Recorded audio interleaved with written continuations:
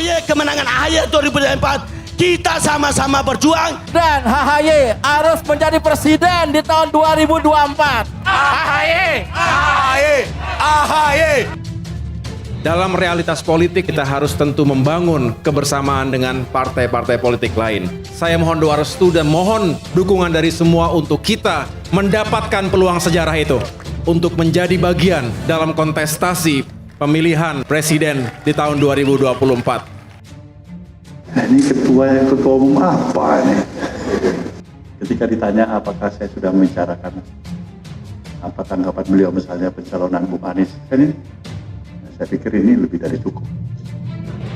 Ini sebetulnya gimmick-gimmick politik yang dimainkan oleh partai politik, ujung-ujungnya untuk narik suara, narik simpati.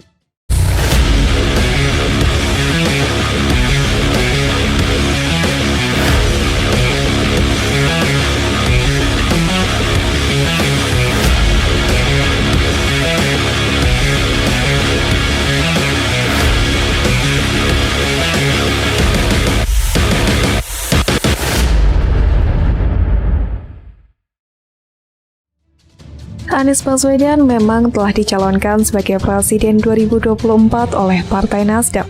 Tetapi untuk menuju ke pendaftaran sebagai calon presiden yang bisa berlaga di Pilpres 2024, minimal ada 2 syarat mutlak yang harus dipenuhi oleh Anies. Pertama tentunya jumlah suara partai politik yang mengusungnya minimal 20%, sedangkan Nasdem hanya kisaran 9%. Kedua, Anies tentunya harus punya sosok calon wakil presiden atau cawapres yang akan mendampinginya saat pendaftaran nanti. Mantan Gubernur DKI Jakarta, Anies Baswedan jadi yang pertama diusung partai politik jelang 2024. Namun Nasdem punya PR yang cukup banyak untuk menggalang koalisi partai politik. Dan kabar yang santer adalah Partai Demokrat kadang-kadang bakal merapat ke barisan Anies Baswedan di Nasdem. Namun baru-baru ini politisi Demokrat meragukan calon wakil presiden pilihan Anies Baswedan. Partai Nasdem sendiri diketahui mengusulkan agar Anies Baswedan untuk memilih calon wakil presiden bukan dari kader parpol. Diketahui Anies Baswedan merupakan calon presiden yang diusung Partai Nasdem sendiri dan telah membeberkan 3 kriteria cawapres untuk mendampinginya di Pilpres 2024. Diketahui dari Detik News, usulan Nasdem agar Anies Baswedan memilih cawapres bukan dari partai politik yang disampaikan oleh Waketum Nasdem Ahmad Ali. Pertama, tentunya cawapres itu orang yang harus membantu elektoral, itu pasti. Kemudian menstabilkan koalisi sepakat. Jadi menstabilkan koalisi itu begini. Katakan 3 partai koalisi terjadi, kemudian tidak mungkin jadi kalau satu partai mau mengusulkan wakilnya, kata Ahmad Ali kepada wartawan Selasa 18 Oktober. Jadi maka akan lebih bijak kalau kemudian supaya tidak tarik-menarik, ya sudah kita serahkan kepada Pak Anies yang kemudian cawapres bukan berasal dari kader parpol, lanjut Ali. Ali membeberkan alasan usulan cawapres bukan dari kader parpol yakni untuk mencegah terjadinya kontrak politik yang bersifat transaksional. Ali menilai dalam koalisi sebaiknya tidak ada kontrak politik apapun. Misalnya sekarang ada 3 partai politik koalisi nih. Kalau berkoalisi atau 2 partai, Anies tidak berpartai, terus kemudian kalau salah satu elit partai meminta cawapresnya diambil dari partainya. Terus kalau 2 partai gimana? Akibatnya yang terjadi adalah transaksional. Kita ingin menghilangkan hal-hal seperti itu, lanjut Ali. Selain itu, Ali mendorong posisi capres dan cawapres harus setara. Dalam artian tidak ada yang lebih rendah dan lebih tinggi, sehingga tidak ada sikap ingin menang sendiri. Nah, yang saya maksud itu kenapa Nasdem membangun koalisi itu harus setara supaya kita setara dalam posisi.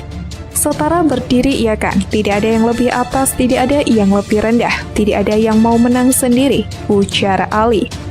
Melihat hal tersebut, Partai Demokrat menganggap berat apabila calon wakil presiden pendamping Anies Baswedan tidak mewakili power dalam menjaga stabilitas koalisi pada Pilpres 2024. Kalau cawapres Anies tidak memiliki power dalam pembentukan dan stabilitas koalisi, beratlah. Kata Koordinator Juru Bicara Partai Demokrat Herzaki Mahendra Putra dalam keterangannya Selasa 18 Oktober. Herzaki mengatakan cawapres Anies harus bisa membantu dalam pembentukan dan mewujudkan koalisi. Tentu cawapresnya harus bisa membantu pembentukan koalisi dan mewujudkan stabilitas dalam koalisi, ujarnya. Menurut dia, hingga kini baru Partai Nasdem yang mendeklarasikan mantan Gubernur DKI Jakarta itu sebagai capres, sehingga belum memenuhi persyaratan ambang batas pencalonan presiden atau presidensial threshold 20%. Saat ini Anies baru diusung salah satu parpol dengan bekal 10%-an kursi, ungkapnya. Lebih lanjut, Herzaki menjelaskan cawapres Anies harus sosok yang mempresentasikan perubahan untuk bisa memperoleh kemenangan di Pilpres 2024. Kalau cawapresnya juga figur perubahan, jalan menuju kemenangan bakal semakin terbuka, imbuhnya.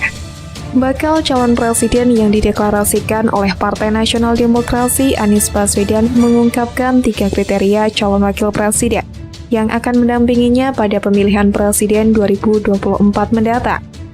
Anies Baswedan mengatakan ketiga syarat tersebut, yakni calon wakil presiden tersebut mampu memberikan kontribusi dalam proses pemenangan, mampu membangun memperkuat koalisi, dan mampu membantu dalam mewujudkan pemerintahan yang efektif.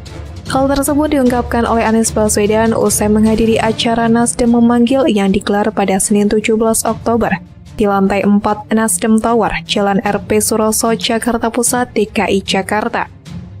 Bicara partai pengusung, selain Nasdem ada Partai Keadilan Sejahtera dan Partai Demokrat yang nampaknya sudah tidak ada masalah dengan mencalonkan Anies sebagai calon presiden. Ketiga partai ini sudah seia sekata dalam mendukung Anies. Namun yang jadi bola panas dan belum deal adalah di penentuan bakal calon wakil presidennya. Ketidakkesepakatan di poin penentuan cawapres ini juga berpotensi besar untuk menggagalkan koalisi yang sudah terbentuk untuk mendukung Anies. Pada saat pendeklarasian Anies sebagai calon presiden, Surya Paloh sebagai Ketua Umum Nasdem membebaskan Anies untuk mencari figur cawapres yang dianggap bisa bekerja sama dengan dirinya. Nasdem seolah-olah mau memberikan kesan bahwa partai tersebut sangat demokratis. Tetapi hal ini juga bisa dibaca sebagai strategis Nasdem untuk lepas tangan apabila nantinya dituduh oleh PKS atau Demokrat memaksakan cawapres dari kalangan atau usulan darinya.